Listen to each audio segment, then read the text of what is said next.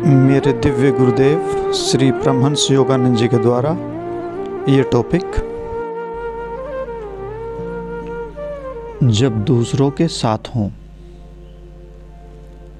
दूसरों में रुचि लें। जब आप अकेले होते हैं तो जो आप चाहते हैं आपको वही सोचने और करने का अधिकार है, परंतु जब आप दूसरों के साथ होते हैं तब आपको अनमना अथवा उदासीन नहीं होना चाहिए। एक अन्य मनस्क व्यक्ति की संगति की अपेक्षा तो किसी शव की संगति अधिक अच्छी है।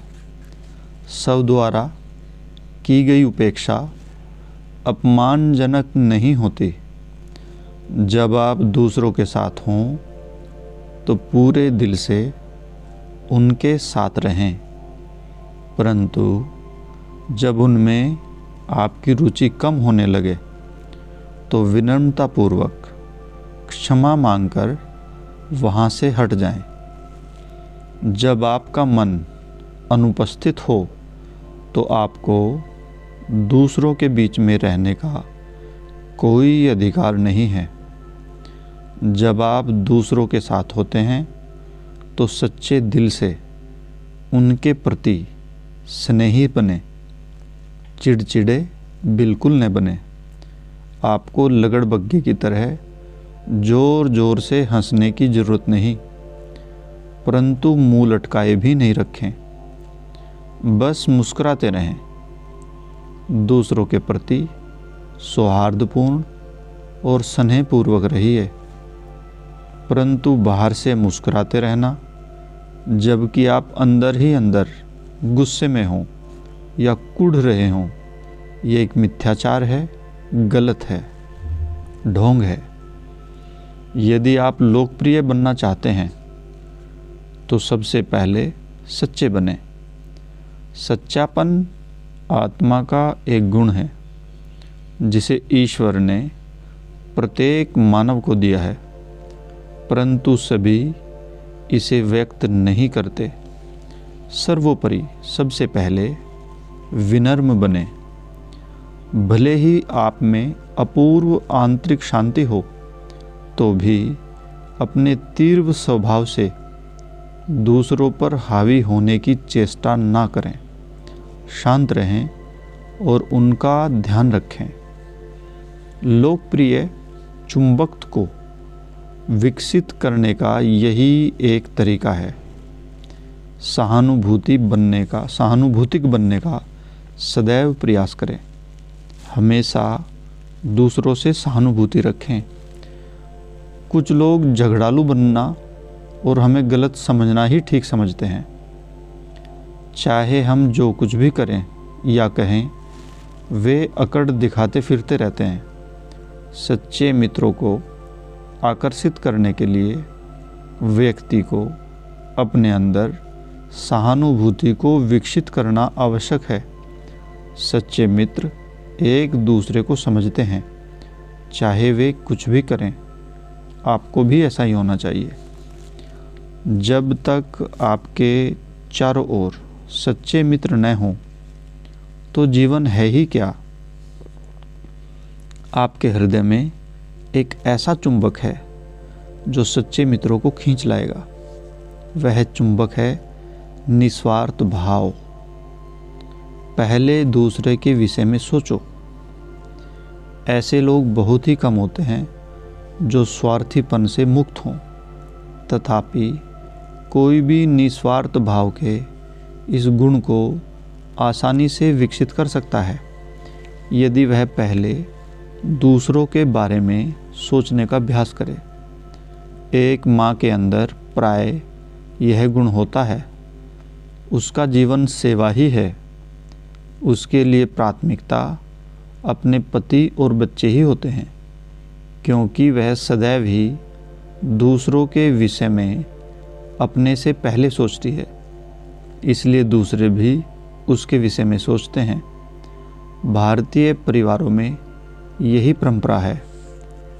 सच्चे आध्यात्मिक गुरुओं के आश्रम में हमें यह सिखाया जाता है। दूसरों के लिए सोचना सबसे अद्भुत गुण है। यही सबसे बड़ी आकर्षकता है जो आप प्राप्त कर सकते हैं। इसका अभ्यास करें। बार बार दूसरों के बारे में सोचें। यदि कोई प्यासा है तो विचारवान व्यक्ति उसकी आवश्यकता को भांप जाता है और उसे पानी दे देता है। दूसरों के विषय में सोचने का अर्थ है उनके प्रति सजग रहना और उनका ध्यान रखना। दूसरों के बारे में सोचने वाला व्यक्ति जब लोगों के संग में होता है तब उसकी आंतरिक चेतना में उनकी आवश्यकताओं का अंतर्ज्ञानात्मक बोध बना रहता है। अभिप्राय यह है कि मनुष्य को हर समय सिर्फ अपने शरीर के विषय में ही नहीं सोचते रहना चाहिए और न ही उसे इसके प्रति असावधान होना चाहिए। शरीर के प्रति आवश्यकता से कम अथवा अधिक ध्यान देने से व्यक्ति असंतुलित और सनकी बन जाता है। शरीर की देखभाल उचित ढंग से करें और इस बात को सदा याद रखें, जो सबसे अधिक महत्वपूर्ण है आपकी मानसिकता और आपका व्यवहार। मन की ओर अधिक ध्यान दें जो आपके व्यवहार का उछाल तकता है, क्योंकि इसी के प्रति अधिकतर लोग प्रतिक्रिया व्यक्त करते हैं। कभी भी ऐसा कोई काम न करें जिससे आपका मन दूषित हो जाए। गलत कार्य, नकारात्मक या बुरे मानसिक स्पंदन, मानसिक विचार गलत ऊर्जा पैदा करते हैं जो आपके पूरे रूप, रंग और व्यक्तित्व में प्रतिबिंबित होते हैं, दिखाई देते हैं। ऐसे कार्य और विचारों में व्यस्त रहें जो उन उत्तम गुणों का पोषण करें जिन्हें आप चाहते हैं। यदि आप इन सत्यों के अनुरूप आचरण करते हैं तो जो मैं आपको बता रहा हूँ उससे आप अपना जीवन सुंदर रूप से भिन्न पाएंगे।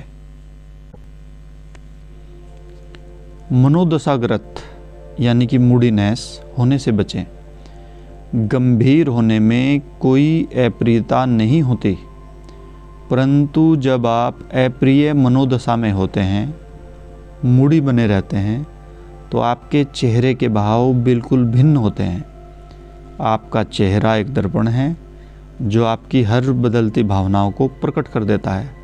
आपके विचार और मनोदशा सागर की लहरों की तरह जवार भाटा लेते हुए चेहरे की मांसपेशियों में बहते हैं और निरंतर आपकी मुख आकृति को बदलते रहते हैं। आप जिससे भी मिलते हैं वह आपके मुख पर आपके अंदर के विचारों और भावों को देख लेता है और उसी के अनुसार प्रतिक्रिया करता है। बेशक आप अपनी आंखों और मुस्कुराहट पर नियंत्रण कर सकते हैं। इस तरह आप किसी से अपने विचारों को छुपा भी सकते हैं, परंतु सबसे नहीं। जय गुरु जी।